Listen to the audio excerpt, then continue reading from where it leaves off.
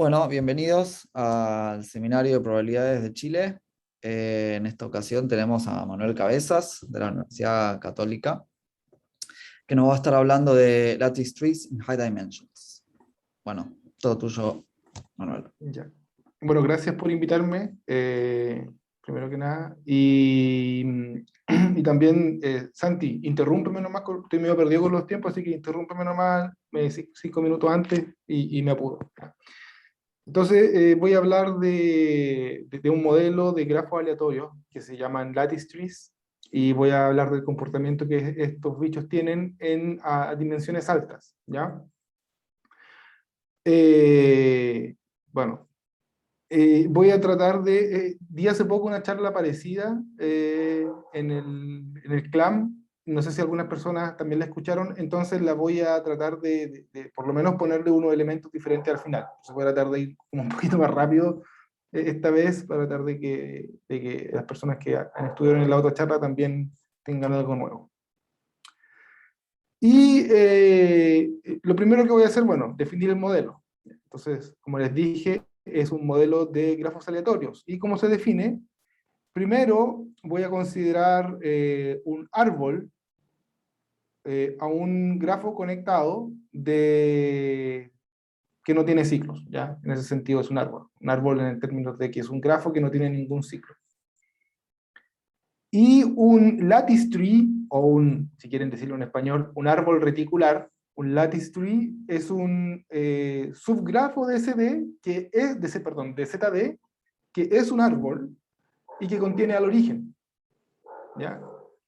Entonces, bueno, existen un montón de maneras de construir subgrafos de ZD que sean árboles. Son como árboles que están metidos en el espacio, en algún sentido. Y a cada árbol uno le asigna un peso. Y la manera de asignarle un peso es que uno elige un parámetro P y le hace pagar al árbol P por cada arista. Entonces, el peso del árbol es P elevado a la cantidad de aristas del árbol, ¿ya? Y dependiendo de si P es grande o chico, ¿ya? Si P es grande, le voy a estar asignando un montón de peso a los árboles, y en particular a los árboles grandes. Y si P es chico, en cambio, penalizo un montón que los árboles sean grandes y tiendo a asignar más bien poco peso a los árboles. Y se puede demostrar que hay un valor crítico de P, tal que, por un lado, el peso total de todos los árboles, esta es la suma sobre todos los posibles lattice trees, este peso total es finito. Pero por otro lado, el valor esperado del tamaño de un árbol es infinito. ¿A qué me refiero con el valor esperado? Como el peso total de todos los árboles es finito, yo puedo normalizar estos pesos de manera de finalmente tener una medida de probabilidad sobre los lattice trees, de esta manera. Y como tengo una medida de probabilidad sobre los lattice trees, ahora puedo calcular el valor esperado del tamaño de un árbol. Aquí quizás deberían haber unas barritas, que sean el tamaño del árbol, y el valor esperado es infinito. O sea, en algún sentido, P sub C es lo suficientemente chico, de manera que esto suma algo finito, pero por otro lado es lo suficientemente grande, de manera que este valor es infinito, el valor esperado de un árbol. ¿Ya? Entonces, en algún sentido, es similar o tiene algunas características parecidas a, no sé, objetos críticos como percolación crítica. Hay un fenómeno crítico apareciendo por detrás, y de ahora en adelante voy a considerar solamente lattice trees críticos. ¿Ya? Una cosa que tengo que hablar con respecto a lattice trees, ya sea críticos o no críticos, es que una manera de entender esta medida de probabilidad sobre los lattice trees, sobre los árboles de ZD, es que una vez que yo condiciono, por ejemplo, en que tenga una cantidad fija de aristas, por ejemplo, que tenga n aristas, si tomo un árbol que tiene n aristas y condiciono que tenga n aristas, entonces bajo esta medida de probabilidad, ese árbol va a ser un árbol uniforme de n aristas. ¿A qué me refiero? Que existe una cantidad finita de árboles que son subgrafos de ZD que tienen n aristas y que contienen el origen. ¿Ya? Y esta medida de probabilidad, entonces, una vez que condiciono la cantidad de aristas, es uniforme en esta familia. Entonces, es como en algún sentido, una vez que condiciono en la cantidad de aristas, es una medida uniforme. Manuel, Y, Manuel, ¿sí?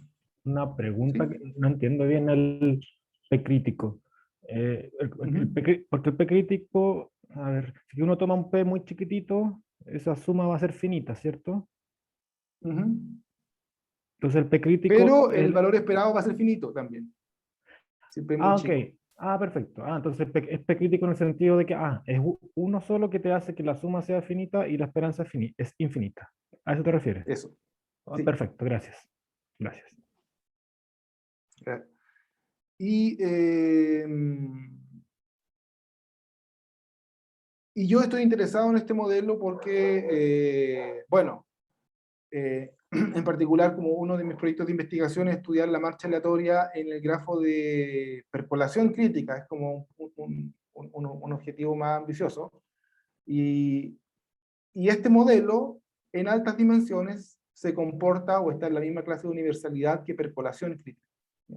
Entonces, en algún sentido, estudiar, y a mí lo que me interesa de la percolación crítica es estudiar la marcha aleatoria. Entonces, también me interesa de los lattice trees, me interesa la marcha aleatoria en lattice trees. ¿Ya?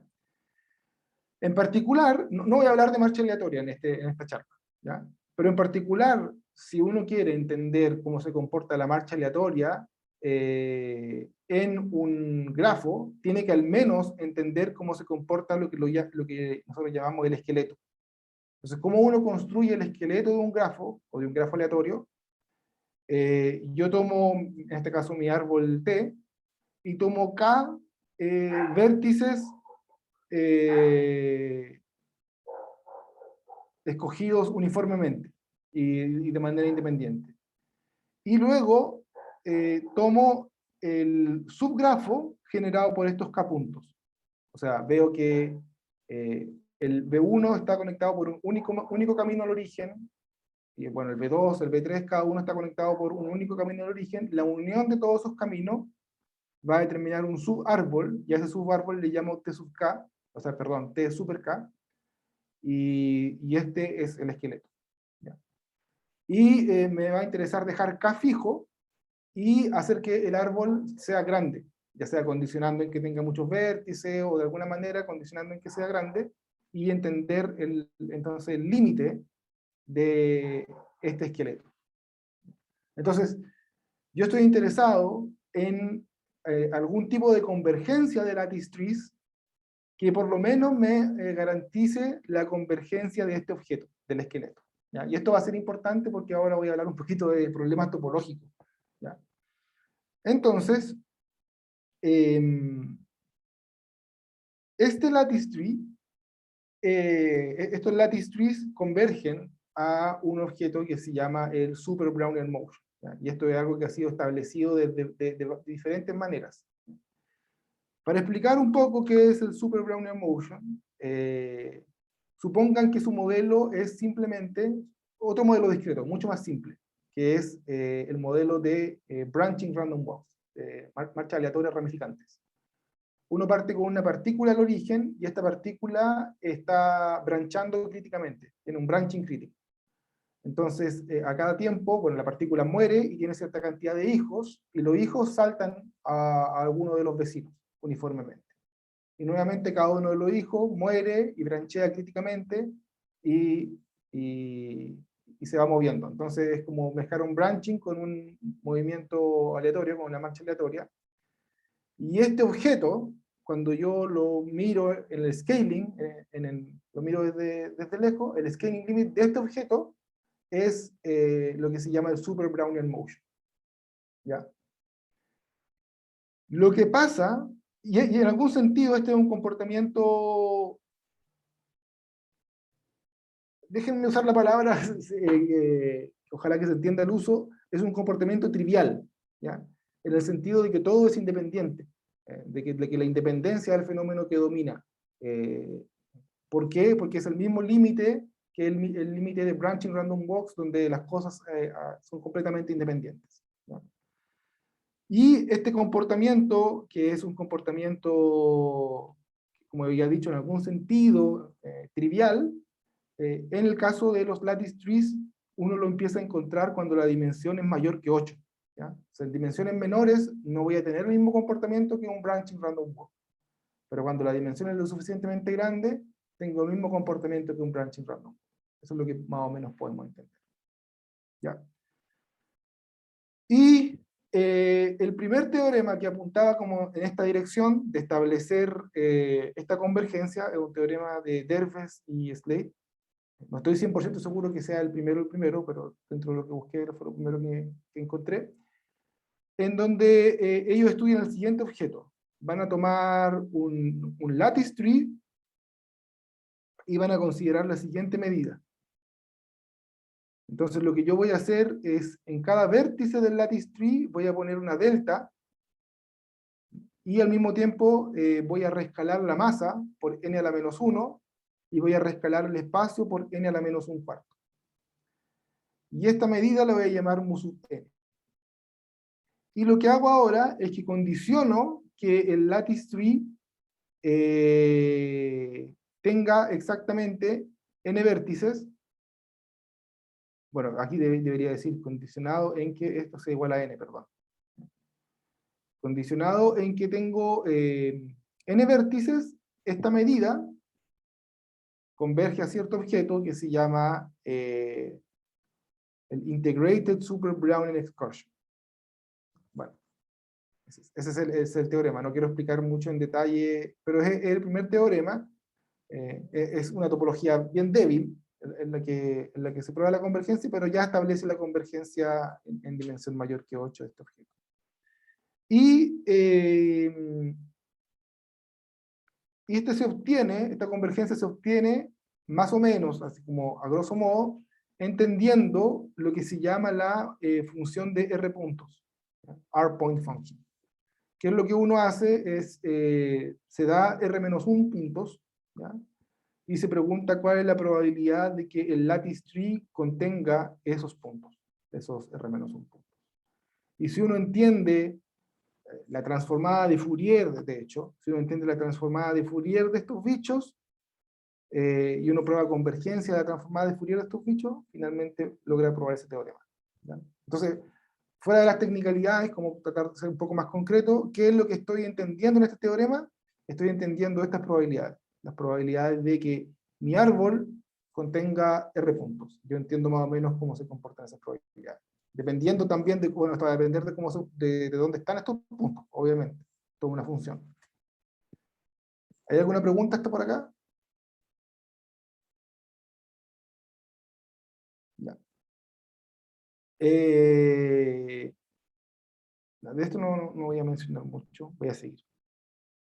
Bueno, y solamente, esto es porque dije la transformada de Fourier, y hablé de la transformada de Fourier de una función discreta, y bueno, simplemente aquí doy la definición de una transformada de Fourier discreta. Por si en algún momento es necesario después. Bueno, y este slide viene a definir un poco más formalmente el modelo de branching random walks. Entonces vamos a tener un árbol genealógico de un proceso de ramificación crítico, y lo condiciono a tener n vértices. Bueno, y después me voy a saltar este slide mejor en realidad. Esto de una manera, ya hablé de eso. Ya, ahora, la primera pregunta entonces, con respecto al proyecto que a mí me interesa, que es entender al menos el esqueleto, una convergencia que me dé al menos el esqueleto.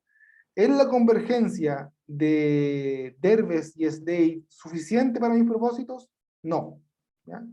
No es suficiente para mis propósitos, y no es tan difícil entenderlo, ¿ya? Pero bueno, de hecho no es tan difícil entenderlo porque solamente estoy entendiendo esto, y esto es fácil ver que información es insuficiente. Voy a ser más detallado acerca de por qué esta información es insuficiente, pero voy a ir primero un paso más allá, mostrando un resultado aún más fuerte, y este resultado aún más fuerte aún va a ser insuficiente para mi caso. Entonces, uno puede dar más información en la convergencia haciendo lo siguiente. Ahora, y esto es súper importante para entender el resto de la charla, uno puede mirar un lattice tree como un measured value process, o sea, un proceso que depende del tiempo, ¿ya? O sea, vamos a introducir una noción de tiempo, y para cada tiempo voy a tener una medida aleatoria. Entonces, ¿cómo se hace esto? Me doy un árbol acá, un lattice tree T, y construyo una medida para cada tiempo, ¿ya? Para cada I, aquí el I es el tiempo, para cada tiempo construyo una medida acá, y va a ser como 1 sobre n, la suma, y pongo un delta en cada vértice del árbol, pero acá estoy considerando solamente los vértices del árbol que están a distancia i del origen. Eso es t sub i. Entonces ahora la distancia al origen, la distancia intrínseca en el lattice tree, la distancia en el lattice tree al origen representa tiempo, ¿ya? Entonces en algún sentido primero veo el origen, después veo los hijos del origen, después los hijos de los hijos, y así. Y en cada momento tengo entonces una medida, propiamente rescalada en el espacio, en la masa, y también en el tiempo, ¿ya? Y bueno, extendemos el dominio del tiempo para considerar que esto sea un proceso definido para todos los tiempos. Y este bicho es, bueno, es para cada árbol fijo ahora, sin considerar la aleatoriedad del árbol, para cada árbol fijo, es una trayectoria representa el espacio de trayectorias CATLAC. Entonces, es una trayectoria en el espacio de medidas de RD. ¿Vale? Y ahora uno introduce la aleatoriedad correspondiente al lattice tree, y uno, bueno, introduce esta medida. De hecho, cada uno tiene un rescalamiento por n. Quiero explicar un poco eso también en detalle. Pero finalmente este objeto, fíjense, este objeto que uno estudia, cuando ya esta es la distribución del objeto. Entonces, este objeto es una medida finita en el espacio de trayectorias del espacio de medidas finitas de RD. Aquí debería decir MF, no M1. En medidas finitas también hay un typo. Tenía una duda, Entonces, cuando... disculpa, Manuel. ¿Sí? Solo para entender, ¿el n es el tamaño del árbol completo? No, el n acá es, lo que pasa es que yo voy a considerar, voy rescalando estos árboles, ¿ya? Entonces, lo que pasa es que yo voy a estar, como te decía, bueno, rescalando este árbol, rescalando estas medidas, ¿ya? Y como las estoy rescalando, cuando n tiende a infinito, todas las medidas van a converger a la medida 0. En Claro. general, ¿ya? Excepto las que son muy grandes. ¿Ya? Pero entonces, para que no mueran completamente, yo tengo que multiplicar por n acá, a medida que voy rescalando. Y de esa manera, esta medida en el Pero lo que pasa es límite... que no esta entiendo medida, qué es, primero, ¿qué es el n? ¿El n chico es el tamaño del árbol T?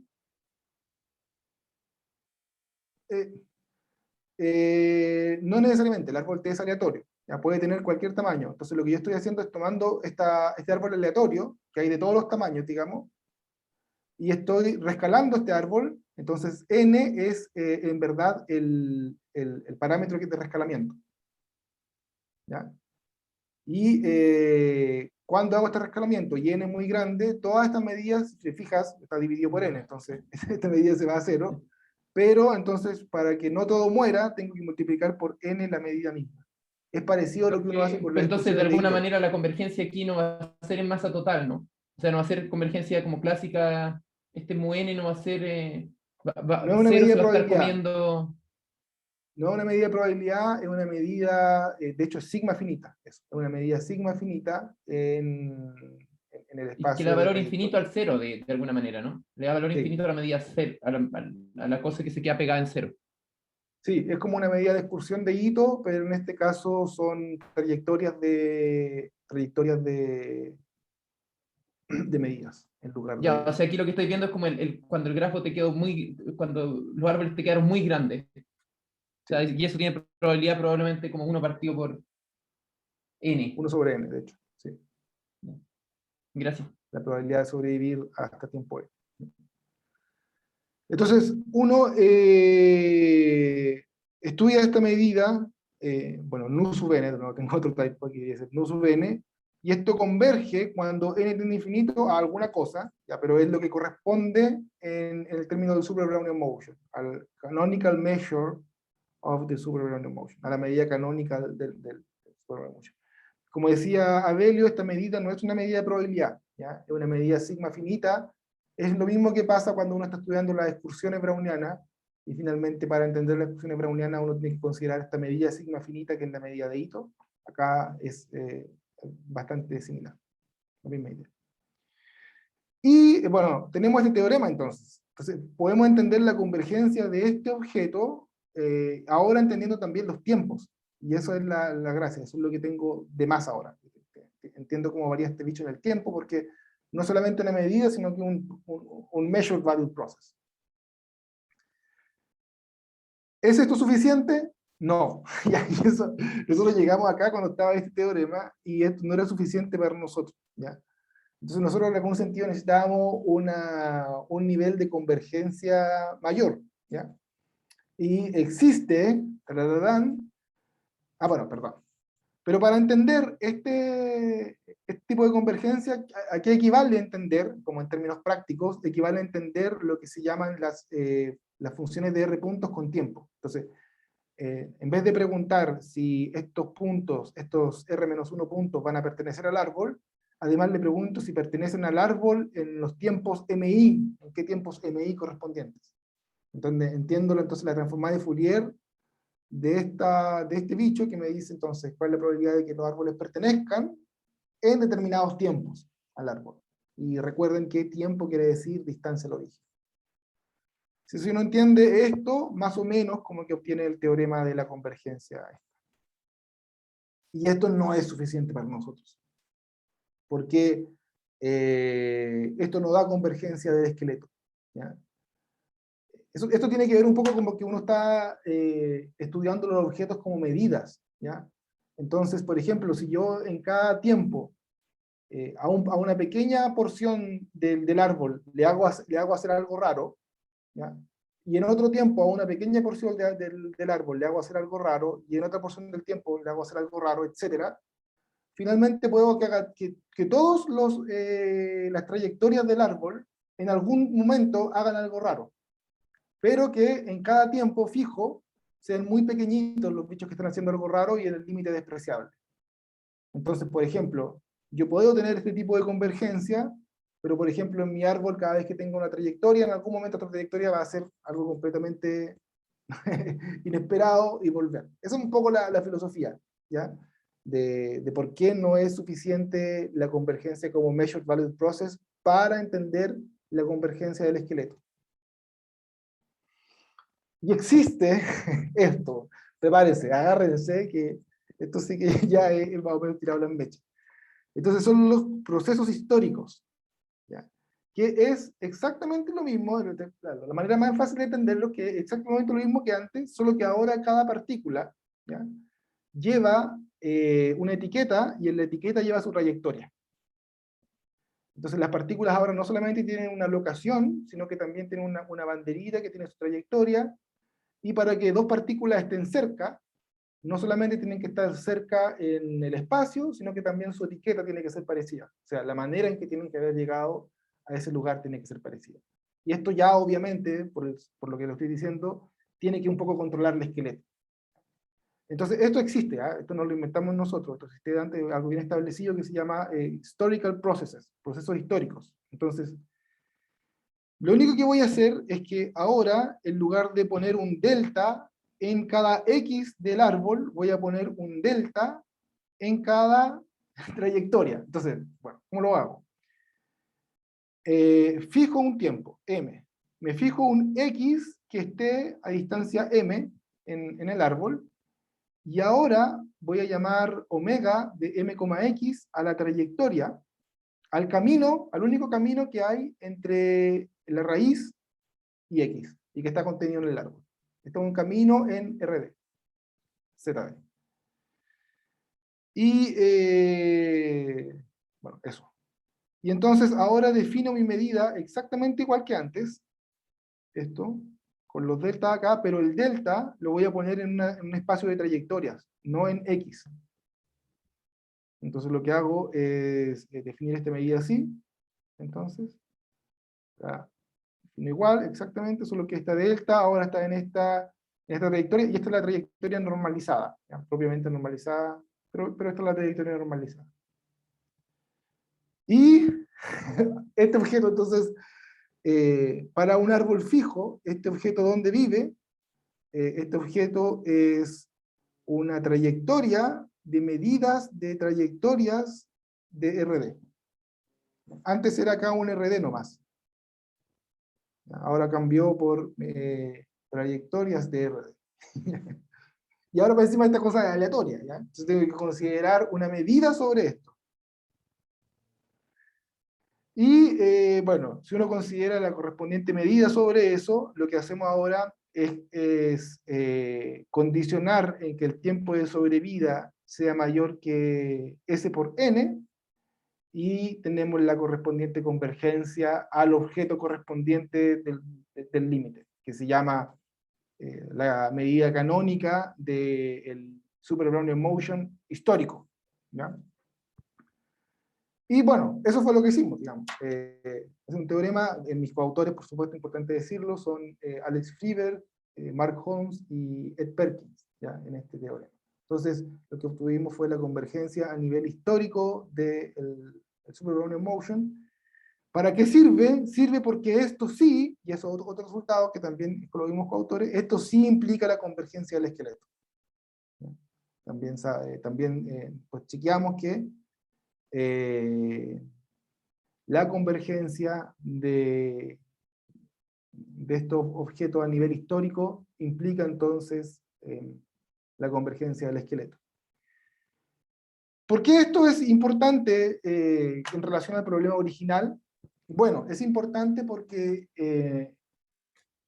casi todos los modelos que pertenecen a esta clase de universalidad, a excepción del modelo más simple de todo, que es Critical Branching Random Walks, casi todos los modelos que pertenecen a la clase de universalidad, incluyendo percolación, incluyendo lattice trees, incluyendo también percolación orientada, que no había mencionado, incluyendo el modelo del votante, que no había mencionado, bueno, varios modelos, tienen que ser tratados para demostrar este tipo de teoremas con una técnica, con la misma técnica que se llama la técnica del lace expansion, ¿ya? Que se llamaría así, como en español sería como la expansión del, ¿cómo se llama cuando la ropa tiene como cosas así redondas, como manteles, vuelos creo que se llaman? La expansión del vuelo o algo así. Es eso, ¿ya? Y en general lo que logran demostrar para algunos modelos es la convergencia a nivel de Measured Value Process. Eso es lo que ellos siempre como que buscan. Y es posible a través de esta técnica obtener resultados de Measured Value Process. Es por eso que en varios de estos modelos existen teoremas con diferentes niveles de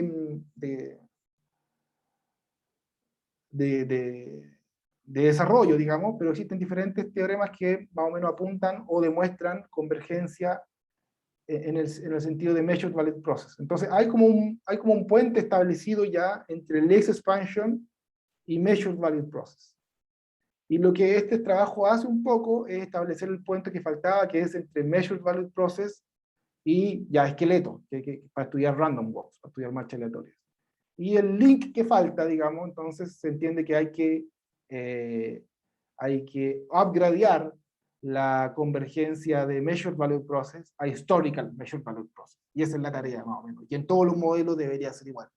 Todos los modelos, si uno tiene Measured Value Process, bueno, tienes que pasar a Historical Measured Value Process si quería estudiar la marcha aleatoria ahí. Es un poco como la la visión. Bueno, y nosotros logramos, se me olvidó decir, nosotros logramos demostrar con este teorema finalmente la convergencia, la marcha aleatoria, tomamos la marcha aleatoria en lattice trees y logramos demostrar un teorema de convergencia de la marcha aleatoria en lattice trees al objeto correspondiente. Y ahora, no sé si cuánto tiempo me queda, quiero pasar un poco a describir un poco algo quizás de la técnica, dar un poco del sabor, pero no sé cuánto tiempo me queda. No, 25 minutos. Ya, perfecto. Manuel, una consulta justo.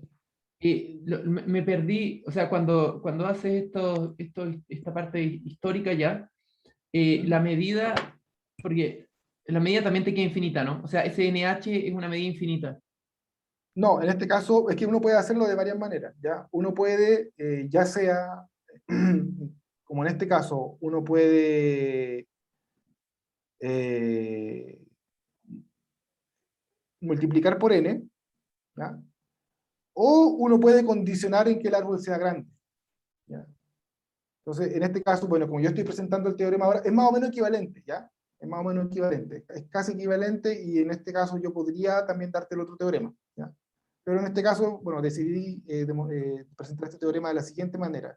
En lugar de multiplicar por n esta medida, lo que voy a hacer es condicionar a que el árbol sea grande. También la estoy multiplicando por n, esencialmente, porque la probabilidad de esto es 1 sobre n, ¿ya? Entonces, Y pero la esto va a medida NH converger. entonces es una medida de probabilidad o esa es una medida infinita. Es una medida infinita, pero cuando la condiciono a esto, se transforma en una medida de probabilidad. Perfecto. Gracias. Y bueno, ambas maneras de presentar los resultados son más o menos equivalentes, ¿ya? De hecho, yo, como decía, podría pasar a la otra manera de expresar esta convergencia. En el tiempo que queda, ya que no es tampoco, quiero hablar un poco de la técnica, ¿ya? Y bueno, Manuel, la técnica es Lake's expansion, ¿ya? Entonces, un Manuel, poco, ¿sí? Joaquín acá, hola. Hola. Oye, una pregunta, disculpe que no estoy mirando, no voy a mirar con total atención, pero la medida esta NH, entonces no es una medida sobre los procesos históricos, digamos, ¿no? Sí, Ya, o sobre las sea, trayectorias históricas en realidad. sobre las trayectorias históricas, ya. Entonces, ¿y qué relación tiene con la medida de excursión del Super Brownell Motion?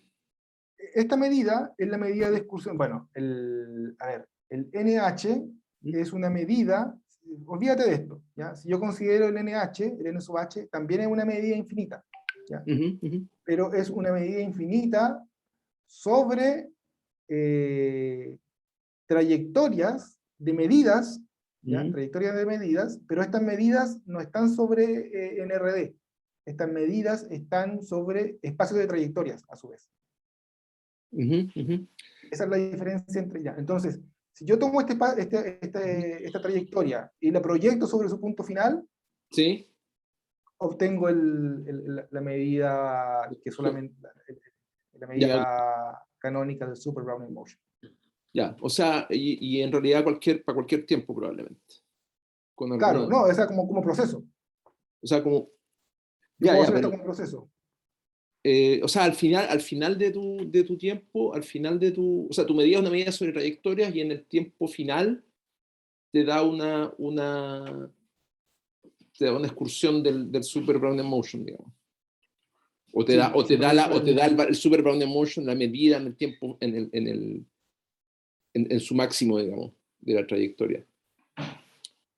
No, porque lo hago para cada tiempo. Para cada tiempo, o sea, lo hago como proceso. Entonces, para cada tiempo tengo una trayectoria y esta trayectoria la proyecto sobre el punto final.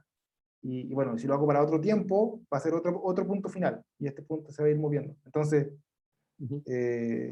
sí, pero esencialmente esta es la medida del Super Brownell Motion, solo que tiene más información. Ya, tiene que ser, sí, tiene que estar Sí, la medida contiene de la excursión otra. ahí en algún, ya, me imagino. Ok, gracias. De nada. Y quería hablar un poco sobre la técnica. La técnica es Lake's expansion, ya que no sé si, bueno, es un poco como célebre, lo contrario de célebre, infame también a veces. Pero no es tan mala ya, no es tan terrible. Y esto es lo que nos detenía a nosotros a meternos en este tema, porque bueno, vamos a tener que meter técnica. La verdad es que yo no la manejo completamente, la manejo más o menos a nivel usuario, y voy a tratar de más o menos de explicar qué es lo que uno intenta hacer, ¿ya? Y el Lex Expansion, que no quiere decir, eso también yo me equivocaba, en español yo pensaba que decía como expansión del lazo, ¿ya? Y no, nada que ver, no hay ningún lazo acá, hay se llama borla, ¿cómo se llama esta cosa? Unos vuelos que tienen los manteles de la bolita, ¿ya? Esos vuelos, esa es la palabra, esa es la traducción del Lex en español. Y entonces, lo que uno intenta hacer es escribir una convolución, ¿ya? Entonces uno siempre quiere demostrar que esto al final es parecido a si fuera una marcha aleatoria nomás, ¿ya? Entonces uno siempre intenta escribir una convolución. Y voy a intentar escribir una convolución, pero va a ser una convolución rara. Una convolución donde el kernel de convolución no se escribe lace expansion, se escribe así.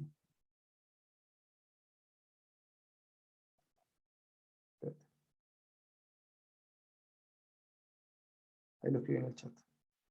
Ahora lo puedo escribir acá también. Lace expansion. Y uno intenta demostrar que esto satisface cierta convolución, eso es lo que estaba diciendo. Y voy a tener un kernel de convolución, y este kernel de convolución va a ser negativo en algunas partes, podría ser negativo en algunas partes, entonces es algo igual raro. Y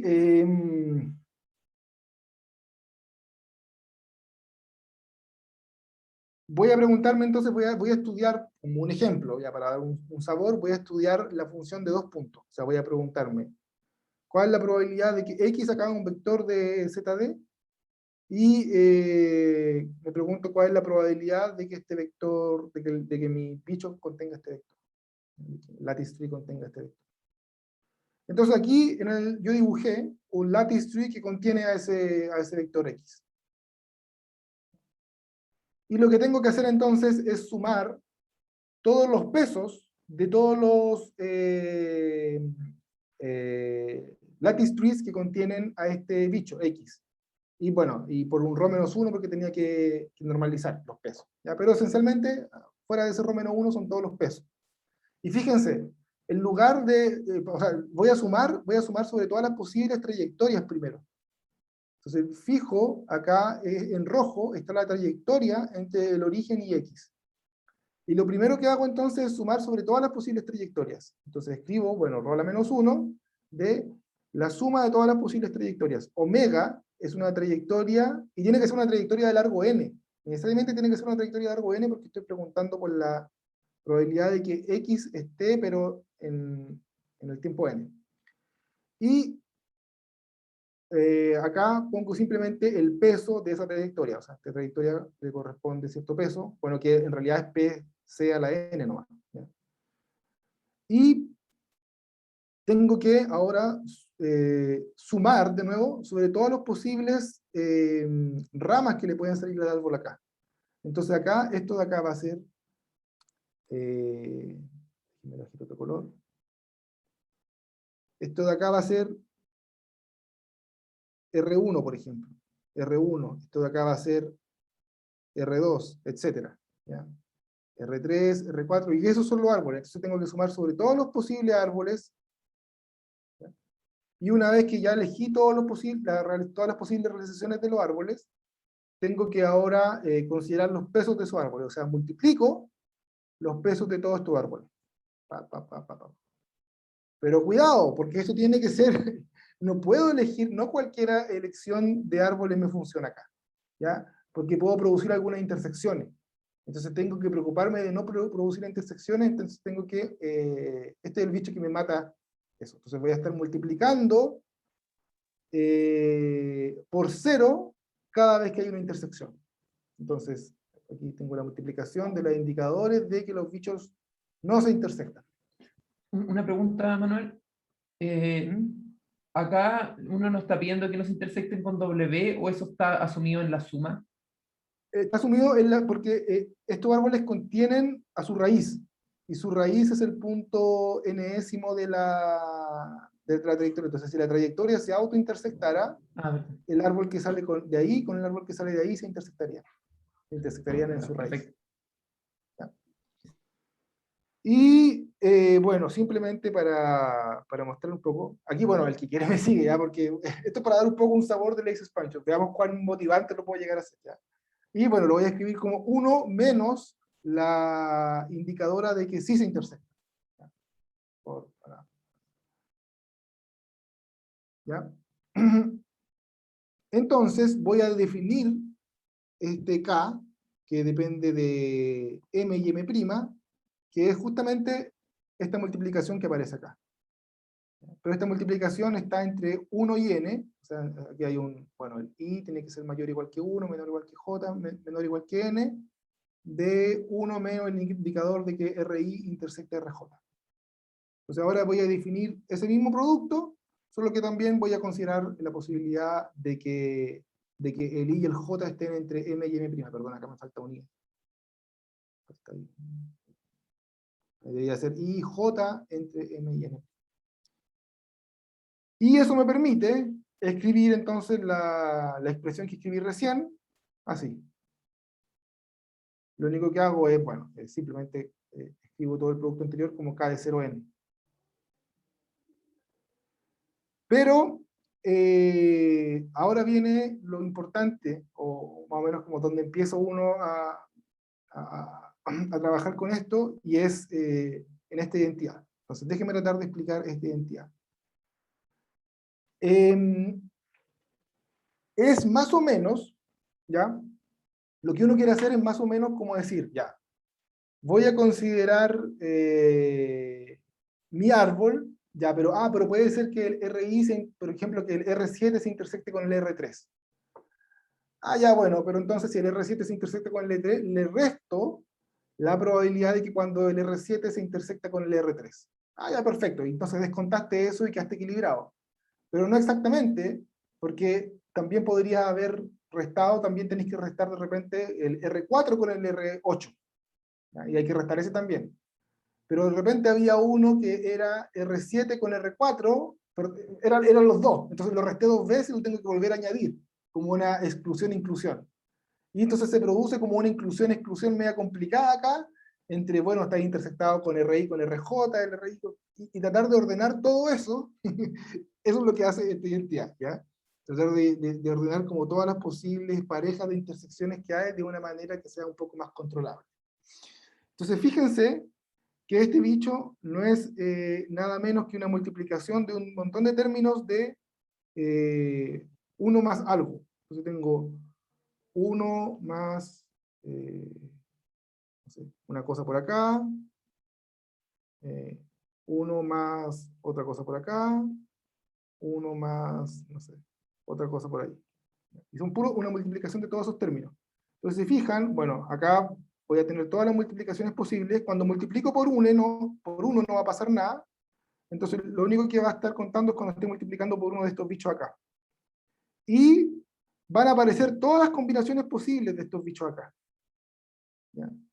Entonces, este producto se va a escribir como una multiplicación de todas las combinaciones posibles de las cosas que hay acá. Entonces, bueno, déjenme borrar esto. Acá gamma es un lazo, lo que se llama, no, se llama un grafo, se le dice esto un grafo. Gamma es un grafo. Un grafo ¿dónde? Un grafo en M, M'. ¿Y qué es un grafo? Es simplemente un subconjunto de aristas. O sea, puedo ser.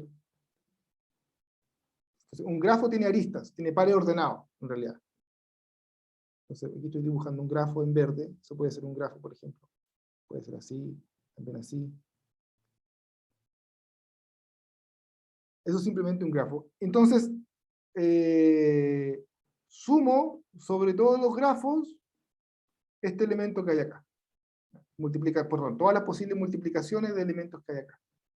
Entonces, eso es simplemente cuando tienen 1 más cualquier cosa, 1 más cualquier cosa, 1 más cualquier cosa, 1 más cualquier cosa. Ese producto al final va a ser, bueno, va a ser punto con cuadrado, más punto con cuadrado con triángulo, más cuadrado con triángulo, más estrella con triángulo, todas las multiplicaciones. Eso es. ¿No? Eso es lo que estoy escribiendo acá, no es más, no es diferente que eso. Solo que este objeto viene con un signo menos. ¿Ya? Entonces acá hay unas multiplicaciones de unos menos, y estas multiplicaciones de un menos más o menos controlan. Si yo estoy en esta exclusión, inclusión-exclusión, que yo decía que tengo que sumar algunas cosas, restar otras, sumar, restar, bueno, estos menos van jugando un poco así, sumando y restando estas cosas. Entonces esto es como esta forma de escribir, en alguna manera usar inclusión-exclusión para escribir todas las posibles interacciones que hay, más o menos. Déjenme seguir. ¿Cuánto tiempo me queda ahora así, Santi? Te quedan 8 minutos más o menos. Ya. Ah, perfecto. 9. Ya.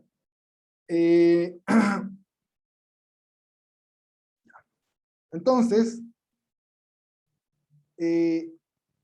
ahora va a entrar en la discusión la noción de un grafo conexo. Entonces, déjenme volver quizá al dicho anterior. Un grafo va a ser conexo, un grafo en este intervalo, por ejemplo, va a ser conexo si es que no queda ningún punto así. Esa es una desconexión. En este caso el grafo no sería conexo porque hay una desconexión. Si se fijan acá, no puedo... O sea, este grafo produce como algún sentido como una componente conexa de todo lo que está entre medio, así, y una desconexión sería de ese tipo. ¿Ya? Esto no produce una desconexión porque hay un lazo que está uniendo esto con esto. ¿Ya? Entonces hay un lazo que está uniendo esto con esto, hay un lazo que está uniendo esto con esto. La única desconexión que se podría producir sería esa. ¿Se entiende un poco, no? ¿Sí? Ya. Y este sería un subgrafo conexo del grafo verde que dibujé. Entonces lo que yo voy a hacer ahora es descomponer mi grafo. Yo lo que voy a tener ahora, de nuevo, es mi camino entre 0 y m. Y aquí dibujé en verde un grafo en particular. Puede ser cualquier grafo que ustedes quieran, ¿ya? De estos grafos que aparecen en esta suma. Es un grafo cualquiera y m' representa un tiempo intermedio.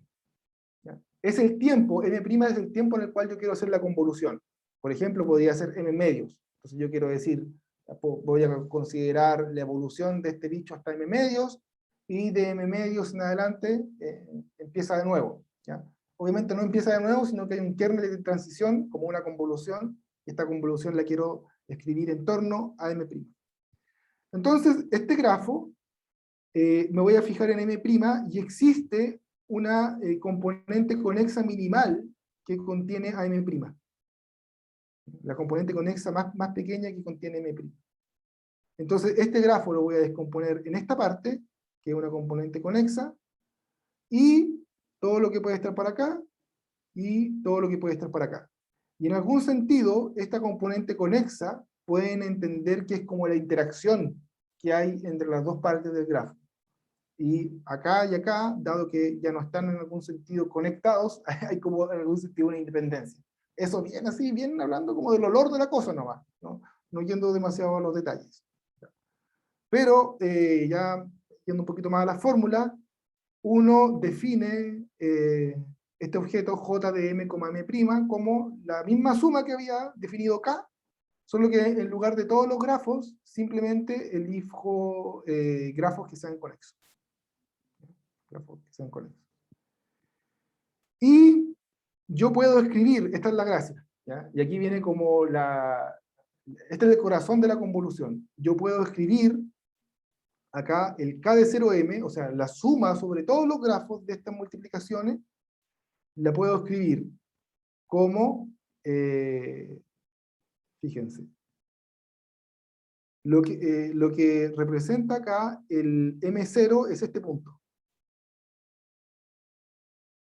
el final de la parte conexa. Y el M0' representa el otro extremo de la parte conexa, porque esta es la parte conexa del grafo. Entonces yo puedo escribir esta suma como, bueno, primero sumo sobre todas las posibles lecciones del M0 y el M0', y ahora descompongo. Sumo sobre todos los posibles grafos acá, o sea, claro, ahora multiplico por la suma de todas las posibles combinaciones acá, de la parte conexa, y por eso.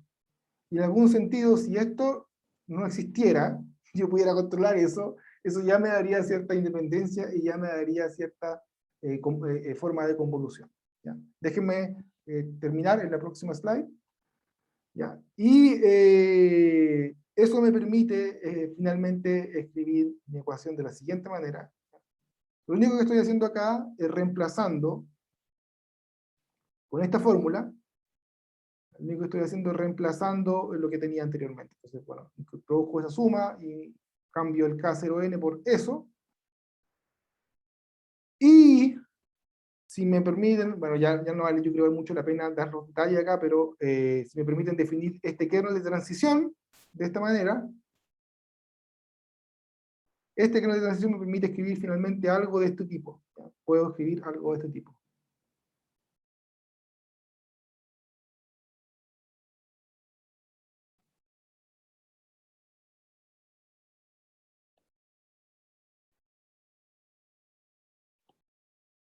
Fíjense que, bueno, estoy primero sumando sobre los extremos de la parte conexa, pero olvidándonos un poquito de eso, acá hay una convolución, ¿ya? Entonces, Tm0, que es la función de 2 puntos evaluada en el tiempo intermedio M0,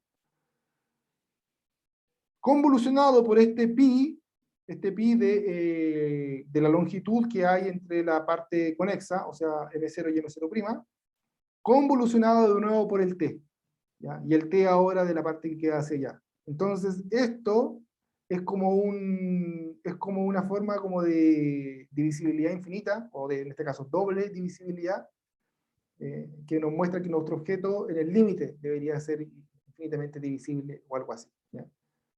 Solo que, en general, uno tiene que, cuando el caso de la marcha aleatoria, etcétera, uno tiene que este objeto es un kernel positivo, obviamente, porque las probabilidades de transición son positivas. Acá este bicho es positivo en algunos lugares y negativo en otros lugares, ¿ya? Entonces hay como un kernel de posición que tiene, de transición que tiene signo. Y al yo poder escribir algo así, eso, bueno, tiene mucho más partes este cuento del X-Expansion, ¿ya? Pero una de las partes de esta técnica es poder escribir una fórmula de convolución de este tipo. Y bueno, lo que hicimos nosotros fue tener que meternos un poco, en particular, para demostrar la convergencia histórica, primero que nada con gente que supiera el X-Expansion, y también meternos un poco ahí y darnos cuenta que al final, bueno, después de mucho tiempo y de entender más o menos la técnica, darnos cuenta de que las cosas esenciales ya estaban más o menos listas y que era combinarlas de otra manera, ¿no? Para obtener la convergencia histórica. Voy a dejar la charla hasta acá, pero supongo que ahí, si hay tiempo para preguntas. Acá termino, ahí hay un... Gracias. Eso. Bueno. Ok.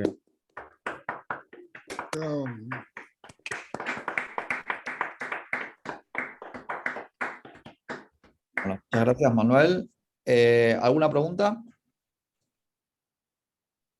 Yo tenía una consulta bien naive. ¿Existe alguna manera de poder ampliar un lattice tree? ¿Hay un algoritmo? No sé, no estoy bien informado. No que yo sepa, en dimensiones altas. ¿Y este PC existe en todas las dimensiones o en todo grafo? ¿Cuál es el límite de la existencia de este PC? Yo creo que es súper general, ¿ah? En todas las dimensiones claramente sí, en todas las dimensiones sí, en todo grafo, ahí no sé si me pillaste, pero yo creo que sale como de un argumento, si no me equivoco, yo no me recuerdo de la demostración, pero sale creo de un argumento como de su aditividad, entonces no es... Debe ser más o Y eso menos sale que la similar. suma sea finita. Me sorprende a la base que la suma sea finita, porque eso no parece tan percorrelación como que uno. No sé por qué mi ¿Cómo? intuición era que la suma no iba a dar finita al principio. Y claramente está mal. No, porque, o sea, porque eso sería como, eso es la suma de las probabilidades nomás, po. Eso tiene que ser finito, si no, no podéis definir el... Claro, pero lo que me sorprende de alguna manera es que sea una transición de fase, si uno tiene esta suma, hay una transición de fase que tiene un valor finito y ¡paf! Explota infinito. No es continuo. Este No, WPC, o sea, WP, este ρ de P no es continuo. Entonces me sorprendió eso. no, sí, claro. Gracias. Yo tengo una pregunta. ¿Me escuchan? Ujú. Ya. Bueno, no, a ver, es un poquito vaga, pero quizás se relaciona un poquito con lo que decía Perio también al comienzo. Eh, Da la impresión de que, a ver, uno podría jugar a partir con un árbol, un Galton Watson, digamos, de grado D, o D, bueno, lo que corresponda para que quede en dimensión D como lattice tree, y empezar a usarlo como para explorar RD, o sea, o ZD, digamos, o sea, Ujú. tú partís con el árbol, te, te, te informan que es un lattice tree, tú no lo sabéis, digamos, pero bueno. Entonces, la pregunta sería, ¿cómo se entiende cómo se ve en el árbol el hecho que es un lattice tree? ¿Cómo? Porque, ¿qué es lo que le va a pasar? Que va a ser recorridos que son árboles, pero en realidad, o sea, tú lo estás empezando a recorrer como un árbol, pero de repente va a llegar un vértice que es un mismo vértice de ZD de nuevo, y va a tener que cocientar el árbol con un pedazo de antes, digamos, y pegarlo con Ujú. una parte que exploraste antes. Entonces, uno le da la impresión de que podría como simular en un árbol del grado correcto, digamos, el ser un lattice tree como yendo, cocientándolo, digamos, ¿sí? O botando un pedazo de rama y cocientarlo lo que queda con algún pedazo antes. Y eso hacerlo cada cierto tiempo, digamos, de manera aleatoria, no sé qué tan, claramente no es marcoviana, pero no sé, ¿hay algún enfoque por ese lado, digamos, no sé si agregué algo tampoco, pero bueno, No, no sé no, si... sí, está bien. La respuesta más honesta es que no sé. Todavía no tendría que pensar más en detalle. Pero Ujú, lo que sí, como para comentar algo nomás, es que en dimensión 8, el resultado general de la convergencia Super Brownian Motion te dice que no siente mucho la diferencia, ¿cachai?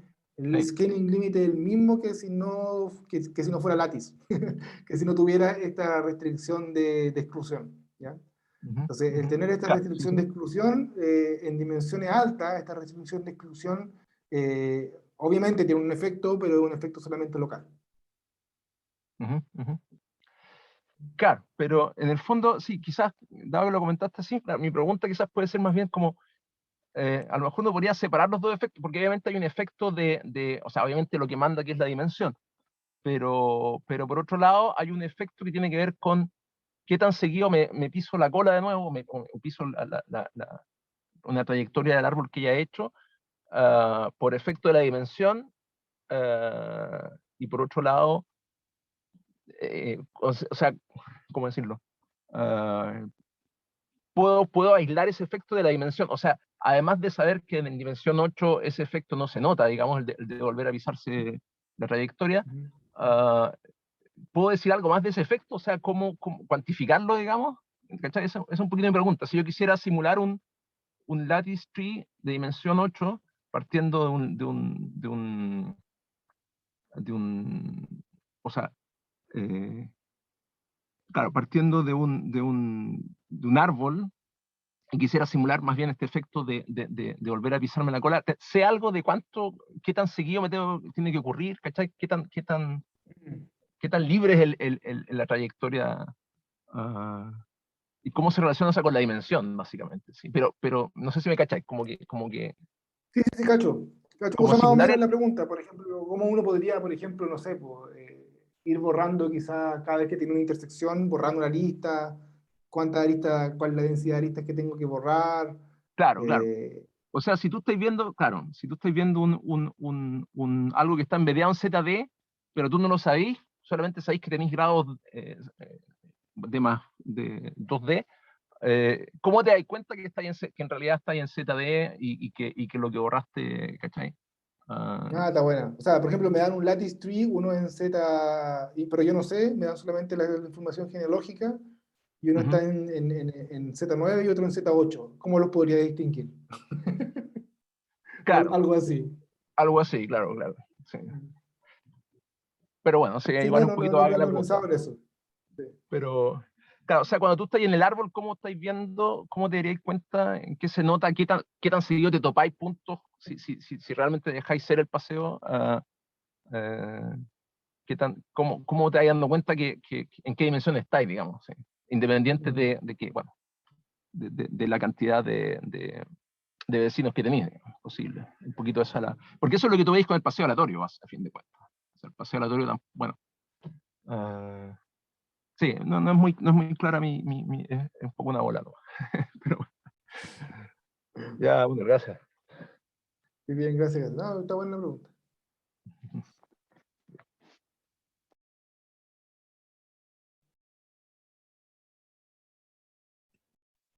¿Alguna otra pregunta?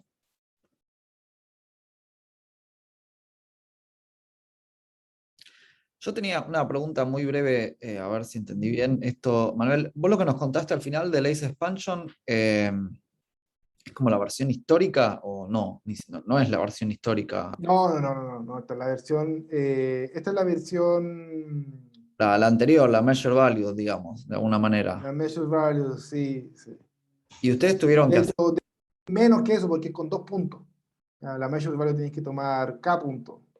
Entonces, ya es más complicado. Y, o sea, ¿ustedes tuvieron que desarrollar esto para digamos, para la versión histórica o son cosas que ya se habían hecho? Ya, mira, te voy a explicar un poquito porque quizás vale la pena explicar. Cuando tú así, voy a rayar en esta página, ¿no? Cuando tú querías entender la Measured Value Process, tenéis que entender esencialmente qué pasa cuando uno mete un bicho como este. Hasta el momento yo te estaba hablando de una línea, ¿ya? Estaba hablando de una línea, de la línea 0M, ¿ya? Y ahí uno veía las interacciones y uno hacía más o menos, dividía acá y veía que lo que pasaba acá no era más o menos independiente de lo que pasaba allá. Ahora hay que hacer eso, pero en lugar de con una línea, con K puntos. Entonces aquí punto acá, punto acá, punto acá, punto acá. Ahora, por inducción, no es necesario en realidad entenderlo en todos los puntos, basta entenderlo con una Y. Entonces, poder descomponer una Y en su parte de interacción acá, en su interacción acá en realidad, tú puedes descomponer una Y, ya puedes tener la función de R puntos. Y esencialmente al final lo que voy a tener que descomponer es la Y en torno a un punto. Entonces, hay algo así como una bicho de interacción, pero en una Y. Sobre una Y. Ahora, si yo quiero entender la cosa histórica, tengo que ver qué pasa cuando si yo meto un árbol acá, ya, pero olvidémonos, pensemos que la Y nomás, porque al final por inducción basta la Y, pero más encima este árbol es un árbol marcado, o sea, es una Y marcada. Una Y marcada que tiene un puntito acá, un puntito acá, un puntito acá y un puntito acá. Porque yo quiero entender la función de R puntos que me dice que mi árbol contiene ese punto en ese tiempo, contiene ese punto en ese tiempo, y además en la trayectoria de este punto están estos otros 2 puntos a tales tiempos, y en la trayectoria está ese punto. Eso es lo que nosotros llamamos la función de R puntos detallada. Esa es la que hay que entender. Si tenéis la función de R puntos detallada, entendí historical measured value. Okay. Y para eso esencialmente ya había otro trabajo que entendía esto. Entonces entendía una línea marcada. No voy a hablar mucho de esto, pero había otro trabajo que hablaba como del backbone, que entendía una línea marcada. Entonces había un trabajo que entendía una línea marcada. había un trabajo que entendía una Y, y nosotros lo que hicimos fue hacer un trabajo que entiende una Y marcada, ¿ya? Más o menos. Y fue como juntar y pegar esencialmente. Obviamente esto no es fácil, ¿ya? Porque uno tiene que realmente llegar profundo para darse cuenta de eso, pero esencialmente fue así. Fue como, de hecho fue bacán porque los que nos dimos cuenta de cómo se hacía eran los que no sabíamos el expansion. Revisando la cosa y nos dimos cuenta, claro, pero si juntáis esta parte con esta parte.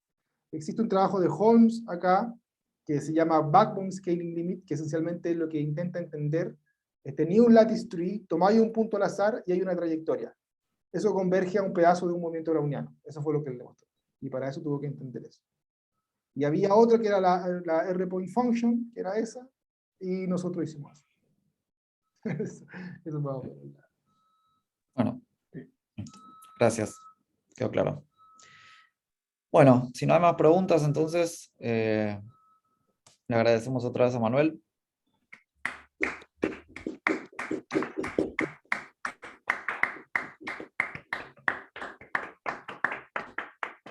Bueno, voy a parar la grabación, ¿eh?